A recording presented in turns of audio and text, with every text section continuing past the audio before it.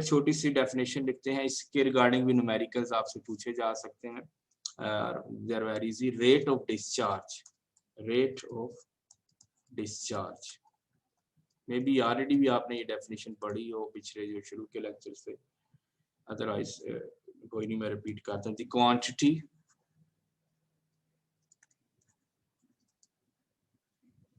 of a fluid flowing per second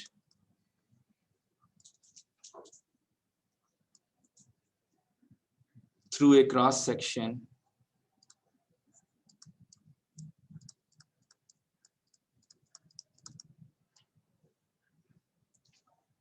of a pipe or channel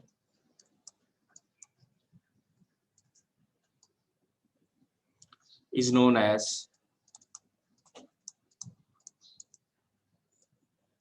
a rate of discharge.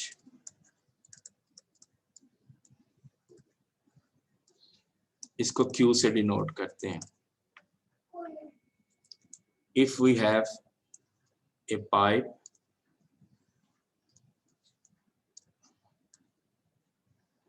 जिसका cross section area A है, इसमें से पर second जितना amount of fluid पास होगा वो इसका हम कहेंगे रेट ऑफ डिस्चार्ज है। तो इमेजिन करें कि लेट अस से कि इतने पोर्शन को हम कंसीडर करें, इस लेंथ को हम dx बोलें, और dt टाइम में अगर इतना फ्लूइड एंटर हुआ है, और ये ऑफ कोर्स हम बात कर रहे हैं इनकम्प्रेसिबल फ्लूइड की, लिक्विड्स की, तो dt टाइम में इतना फ्लूइड फिर आउट भी होना चाहिए, ऐसे ही है। तो मैं थोड़ा सा इसको डॉटेड बनाकर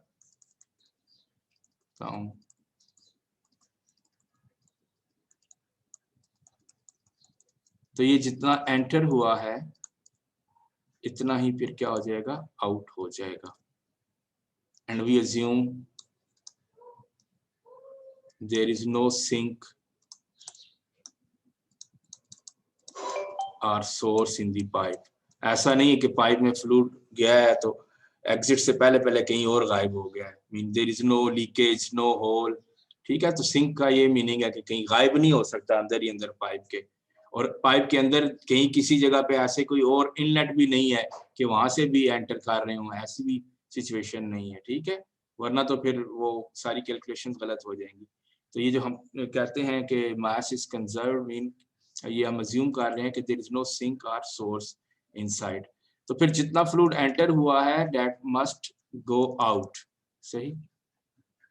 तो फार्मूला ये बनता है इसका, जब भी आपको Q पूछा जाए तो ऑफ कोर्स जितना एरिया है इनलेट का और किस वेलोसिटी से जो है फ्लूइड एंटर हो रहा है, ये फार्मूला है जी, A times V, V is called velocity of the fluid. बाज उसमें यहाँ कैपिटल V लिखा होता है, लेकिन वो साथ बताया जाता है कि ये वेलोसिटी है। V वॉल्यूम के लिए भी होता है ना, तो मैं स्मॉल v यूज कर रहा हूँ, velocity of the. So A times V, area बढ़ाएंगे तब भी फ्लो रेट ज्यादा हो जाएगा, वेलोसिटी बढ़ाएंगे तब भी फ्लो रेट बढ़ जाएगा। तो ये अगर आप देखें dx/dt, ये मैंने जो लिखा था, अगर इतना ये आपके पास क्रॉस सेक्शन लिया आपने, dx लेंथ, dt टाइम इतना फ्लूइड इन हुआ, और एरिया क्या है ये, तो एरिया टाइम्स ये आपने लिया, तो ये एक्चुअली वॉल्यूम बनता है, ठीक है, ये वॉल्यूम बनता है, इसी को हम फ्लो रेट कह रहे हैं। तो A टाइम्स dx/dt ये V ही होता है, ठीक है। तो हम ये अज्यूम कर रहे हैं कि dt टाइम के अंदर dx अमाउंट ये इतनी आपके पास फ्लूइड एंटर हुआ है, ठीक। तो ये टोटल वॉल्यूम क्या बनेगा, आपको पता है ना वॉल्यूम कैसे लेंगे, ये जो एरिया है इसका, इसको मल्टीप्लाई कर देंगे इसके साथ, विड्थ के साथ, जो कि dx हमने अज्यूम की है। तो ये आप इमेजिन करें इतना फ्लूइड एंटर हुआ है, ये वॉल्यूम है Q = AB।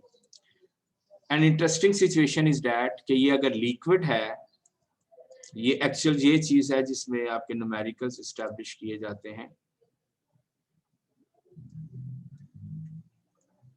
तो इस पॉइंट 1, इसको मैं पॉइंट 1 बोलूं और इसको पॉइंट 2 बोलूं, तो A1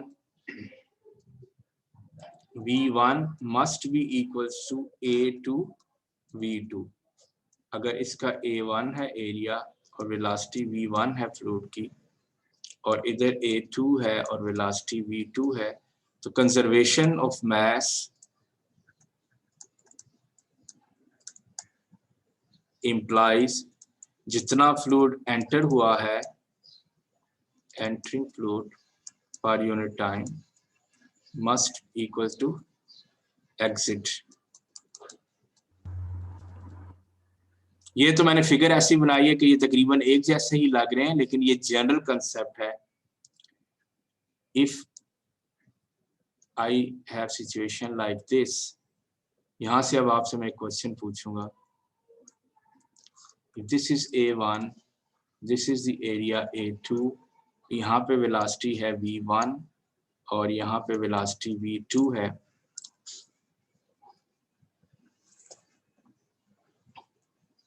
तो A1 V1 must be equals to A2 V2, क्योंकि जितना फ्लूइड आपने अगर एंटर किया है यहाँ से, उतना ही यहाँ से आउट होना चाहिए। आप बताएंगे V2 और V1 में क्या कनेक्शन है? कोई स्मॉलर है, ग्रेटर, या कोई कंसेप्ट बन रहा है?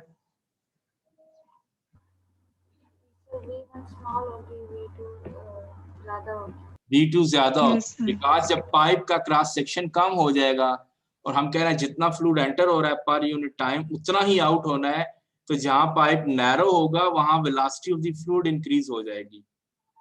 ये जो मैंने ऊपर फिगर बनाई है, ये मैंने एक जैसा क्रॉस सेक्शन लिया आपको डेफिनेशन देने के लिए कि Q जो है वो एक्चुअली AV के इक्वल है। ठीक है, तो अगर तो पाइप थ्रू आउट एक जैसा है इनलेट पे भी और आउटलेट पे भी, तो फिर तो वेलोसिटी जैसी इनलेट पे है वही वेलोसिटी आउटलेट पे होगी, तभी तो बराबर अमाउंट जो होगी वो पास करेगी। तो यहाँ से जो अभी मैंने डायरेक्ट पूछा था, तो आप लोगों ने बताया V2 जो है वो that must be greater than V1। इसका प्रूफ भी हो सकता है A1 V1 अगर इक्वल टू है A2 V2 के, तो यहाँ पे आप देखें ये बन रहा है A1 over A2 is equals to V2 over V1, यही बन रहा है। So V2 over V1 is equals to A1 over A2। आप कहेंगे A1 over A2 ये लेस देन 1 है या ग्रेटर देन 1 है?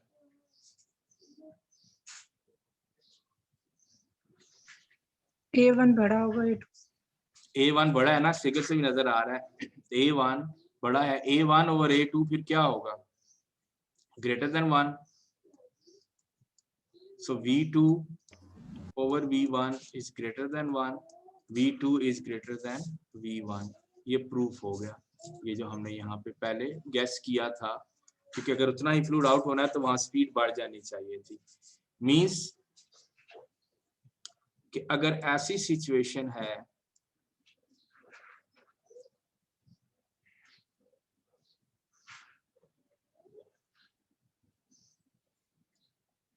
एंड देन कुछ देर के लिए यही सिचुएशन है and then there is still expansion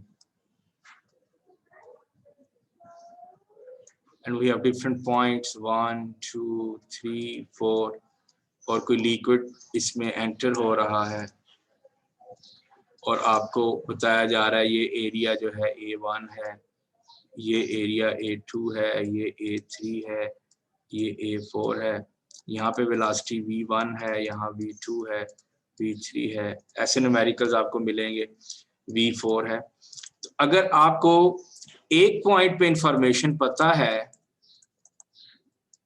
velocity की, तो दूसरे पॉइंट पे इंफॉर्मेशन आप फाइंड कर सकते हैं। ठीक, क्योंकि ये कनेक्टेड है। A1 V1 must be equals to A2 V2 must be equals to A3 V3 जो अमाउंट ऑफ फ्लूइड बन रहा है, जिसको हमने अभी रेट ऑफ डिस्चार्ज का नाम दिया AV को। तो इस चीज को याद रखिएगा। If you know the area and velocity at this point, और यहाँ पे सिंपली एरिया दिया जाए और वेलोसिटी ना दी जाए, सिर्फ क्रॉस सेक्शन एरिया हो, तो वो वेलोसिटी डिटरमिन की जा सकती है। ठीक है, क्योंकि आपके पास ये रिलेशन है ना, इसमें 4 चीजों में से 3 दी हुई हैं, चौथी आप फाइंड कर लेंगे। ठीक, even cross section area miss कर दिया जाए और वेलोसिटी दे दी जाए, तो आप क्रॉस सेक्शन एरिया डिटरमिन कर सकते हैं। सही, इस तरह के आपने लॉज, वो बॉयज लॉ, चार्ल्स लॉ पढ़े होंगे 9th 10th ग्रेड में, जिसमें एक पॉइंट पे इंफॉर्मेशन पता होती है, दूसरे पे निकालते। क्योंकि ये जो AB है ना, this must be constant for incompressible fluid. तो ये कांस्टेंट होने की वजह से हम इसको कह रहे हैं कि A1 V1 must be equal to A2 V2 must be equal to A3 V3 and so forth. तो ये हो गया रेट ऑफ डिस्चार्ज के बारे में थोड़ी सी डिस्कशन हमने कर ली।